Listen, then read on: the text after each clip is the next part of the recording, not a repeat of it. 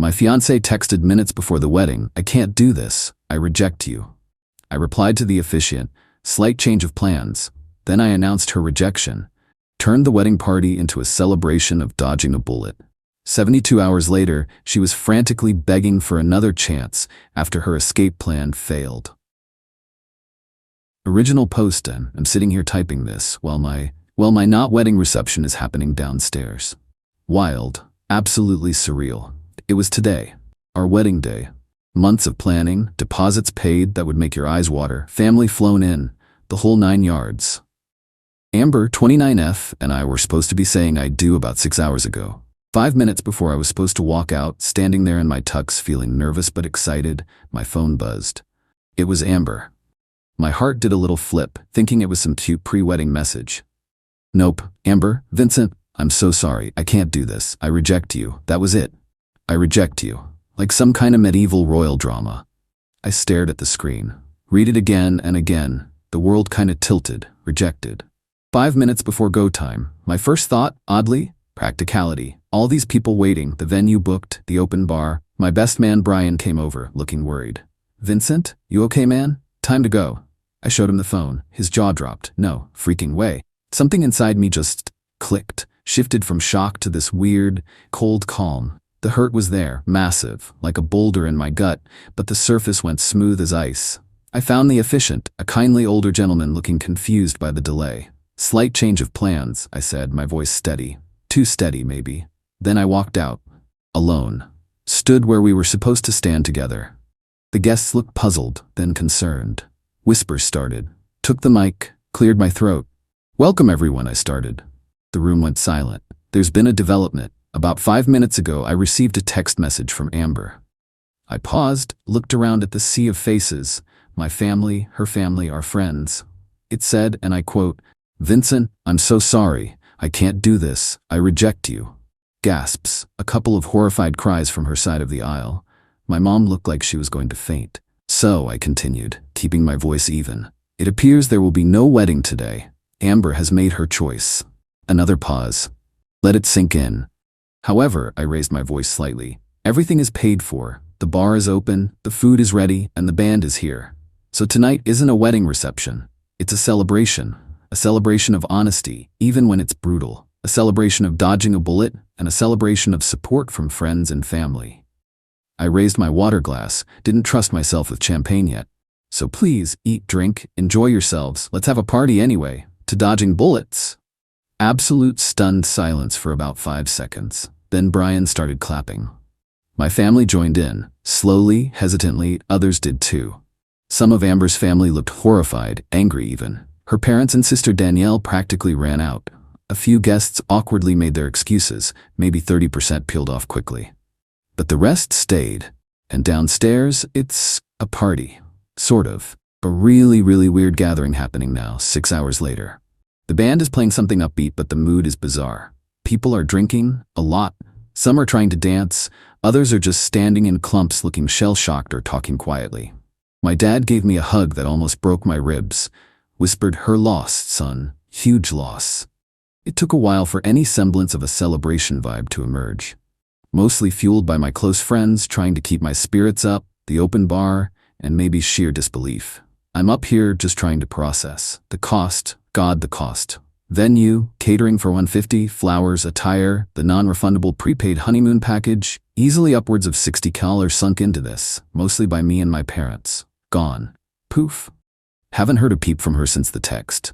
No calls, nothing. How she physically got from the bridal suite, presumably mid-preparation, to wherever Jordan was waiting, I have no idea, and honestly I don't care. Doesn't matter now. The text was the kill shot, so yeah. Currently hosting the most expensive, awkward, dodged a bullet gathering ever. Send booze, or maybe coffee, IDK. Update 1. Hey Reddit, been a week since the rejection text. Thanks for all the comments and messages, seriously helped reading through them during the weird aftermath. So, the party/gathering thing. It actually turned into something memorable in a strange way. After the initial shock and awkwardness, the people who stayed leaned into the dodging a bullet theme. My friends were amazing, kept me surrounded, made sure I wasn't just wallowing. Lots of toasts, some angrier than others. Ended up being a massive release, I think. Weirdly cathartic by the end of the night. The cleanup was less fun, dealing with vendors, explaining why the bride, wasn't present. Most were sympathetic, especially once the story got around. Small town effect, kinda. Still out that sickening amount of non-refundable cash. We're trying to return gifts where possible, especially from her side. Anything else? Probably donating. The honeymoon suite at the hotel? Slept in it alone. That was grim. Now, for the update you're probably waiting for. Amber. Silence for the first 72 hours, absolute zero.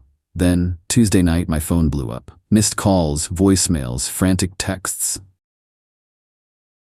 I made a mistake, a terrible, terrible mistake. We need to talk. It wasn't what it looked like. Please, Vincent. I love you.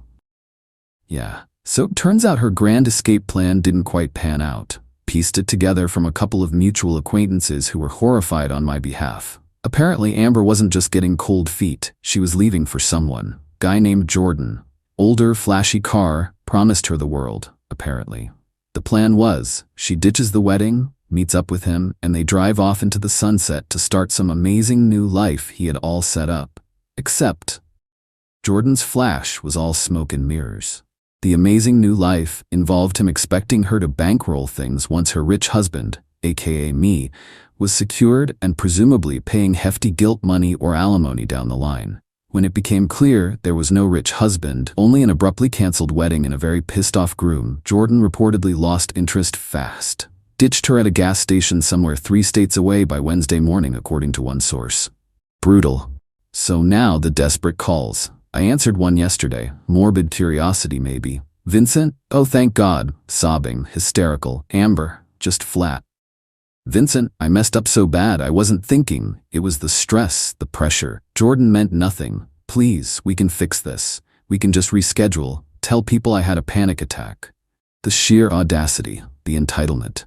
Thinking she could just slot back in after detonating everything. Amber, I said, keeping my voice level. You texted me minutes before our wedding. You wrote, and I quote, I reject you. You had a bag packed and a guy waiting. There is nothing to fix. We are done. No, Vincent, don't say that. It was a mistake. I love you. More sobbing. Your actions say otherwise. You made your choice. Jordan didn't work out, so now you want your safety net back? No. But where will I go? What will I do? The panic was real now. The consequences were landing. That sounds like a you problem, Amber, not mine. Not anymore. Hung up. Blocked her number. Then came her sister Danielle. Called me spitting fire. Vincent, how dare you humiliate her like that? Announcing her text? Turning it into a joke party? She made a mistake. She was stressed. Danielle, I sighed. Tired of this already. She rejected me minutes before the wedding via text to run off with another guy who then dumped her. Announcing her exact words was transparency, not humiliation. The party happened because everything was paid for. She blew this up, not me. You should have protected her. Forgiven her. Forgive her for planning to ditch me at the altar for someone else?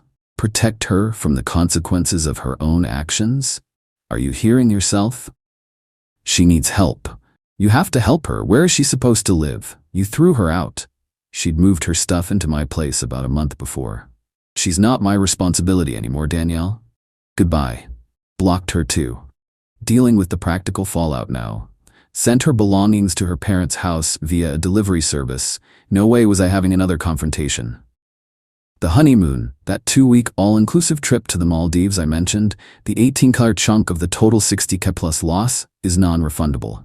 Called the agency. Apparently, I can change the name of the second guest or get travel credit. Thinking about that, feels like I aged a decade in a week. But also, lighter? Definitely dodged that bullet. Update 2. Okay, Reddit. Month out from D-Day, dodged a bullet day. Things got predictably messy, then settled into a new kind of annoying. The rumor mill started churning, obviously fueled by Amber and Danielle. Suddenly, I was hearing whispers that I was the bad guy. Apparently, I was controlling, put too much pressure on her, and secretly called off the wedding myself, but framed her. The text? Oh, that was taken out of context or sent under duress. Seriously. Some people actually bought it. Mostly her distant relatives and friends who weren't close enough to know better. Lost a few Facebook friends over it. Oh well. I didn't fight it publicly. just calmly told anyone who asked directly. She texted me, "I reject you," 5 minutes before the wedding and left to be with someone else. That plan failed. These are the facts. Showed the text to a couple of key people who needed to hear it straight. Most people saw through her BS. Then came the demands. Texts from new numbers, emails, even a letter from her mom. They wanted compensation. Compensation for the wedding planning emotional labor she put in. Money for the belongings she left at my place, even though I shipped everything back. Demands for half the cash value of the wedding gifts, the ones already returned or donated. Danielle even suggested I should pay for therapy for Amber's trauma from the whole ordeal, the ordeal she caused. The sheer, unadulterated entitlement was breathtaking. They genuinely believed I owed her comfort and cash after she tried to ditch me at the altar. I consulted a lawyer just to cover my bases. He laughed at their demands, confirmed she had zero legal standing for anything. Sent one single formal email back via my lawyer. Vincent considers the matter closed. Amber unilaterally terminated the relationship and wedding plans. No funds or compensation are owed. Any further demands will be treated as harassment. Block the new numbers and email addresses. Now, the satisfying part. The revenge, if you can call it that. It wasn't about hurting her, exactly. It was about reclaiming something she threw away and refusing to let her spectacularly bad decision cost me everything. The honeymoon. That $18 non-refundable Maldives trip. Amber had been obsessed with it. Talked about it constantly. Picked the specific overwater bungalow. The travel agent confirmed I couldn't get cash back, but I could change the second name or take the full value as credit for future travel within a year. Letting $18 just evaporate felt wrong. Wasting it felt like letting her win, somehow. So I called my best man, Brian. "Dude," I said, "what are you doing next week?" He was confused, I explained. His response? "Holy crap, yes, we went. 2 weeks ago. Flew first class, part of the package. Stayed in that exact overwater bungalow Amber picked out. Went diving, drank fancy cocktails, enjoyed the sun. Didn't wallow, didn't even talk about Amber much after the first day. Just enjoyed a ridiculously luxurious trip that was meant for a different life." The day before we left, I posted exactly one photo on my private Instagram. Just me and Brian, grinning, holding cocktails, stunning blue water behind us. Caption, "Making the best of an unexpected situation, paradise found." Didn't tag anyone, didn't mention weddings or bullets, but I knew Amber or Danielle or her mom would see it eventually. And they did. Turns out a mutual friend, one of those people who tries to stay friends with everyone, took a screenshot and sent it straight to Danielle, thinking they were keeping her informed or maybe just stirring the pot. Predictable drama ensued. Heard through a reliable source, Danielle went ballistic when she saw it. Apparently, Amber cried for hours. Not tears of remorse, mind you. Tears of frustrated entitlement. How dare I enjoy the honeymoon she was supposed to have? Yeah, how dare I? Final update. Hey all, time for the final chapter on this whole saga. It's been about 4 months now, and the dust has well and truly settled. The demands stopped completely after my lawyer's email. Guess the reality that they had zero legal standing finally hit home. The smear campaign fizzled out too. Turns out, when your story is full of holes, and the other person just sticks to the verifiable facts, the text, the timing, the other guy, it doesn't have legs. So, what happened to Amber? Heard it all through mutual friends who kept me loosely updated. Mostly out of sympathy for me, I think. After Jordan dumped her and she realized I wasn't taking her back, she stayed with Danielle for a while. Apparently, it was a disaster. Amber expected Danielle to basically be her new support system, emotionally and financially. Didn't look for work, complained constantly, treated Danielle's place like a hotel. Lasted about 2 months before Danielle kicked her out. Sisterly love has its limits, especially when your sister torpedoed her own life through sheer selfishness. Amber ended up having to move back in with her parents. She apparently found some low-level admin job, but is constantly complaining about being broke and how unfair it all is. How I ruined her life. The victim narrative is still going strong in her head, apparently. Zero accountability. Zero remorse. Just bitterness that her grand plan failed and she's facing consequences. Jordan is long gone, wants nothing to do with her. As for me, I'm doing good. Really good, actually. The initial weeks were rough, no lie. Felt like a fool, heartbroken, angry. But that dodged-a-bullet party gathering, as weird as it was, set the tone. My friends and family rallied. Going on that honeymoon trip with Brian was the best decision. It was a clean break, a way to reclaim something positive from the wreckage. Financially, yeah, I took a hit. That 60 cal plus for the wedding and honeymoon is gone forever. But it's just money. What I gained back was my self-respect and freedom from someone who clearly never valued me or our relationship. Small price to pay, in the grand scheme of things. The revenge? It wasn't about destruction. It was about demonstration. Demonstrating that my life went on, even improved without her. Demonstrating that the luxury and stability she took for granted and threw away were things I provided and I could still enjoy. The Maldives trip photo was the perfect, quiet embodiment of that. It wasn't an attack. It was a statement of survival and moving forward. Seeing her entitlement crash against the wall of her own consequences? That was the real justice. She didn't just lose a fiancé, she lost the comfortable life she arrogantly assumed was hers by right, and her escape route turned out to be a dead end built on lies. That empty feeling she has now, she built that.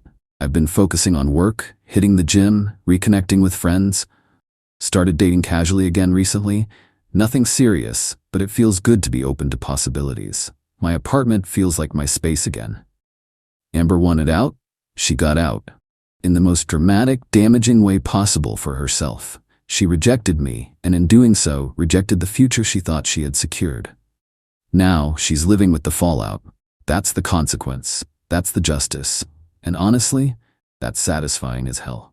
Thanks for letting me vent and process here, Reddit. You guys were a huge help. Time to properly close this chapter. Peace out.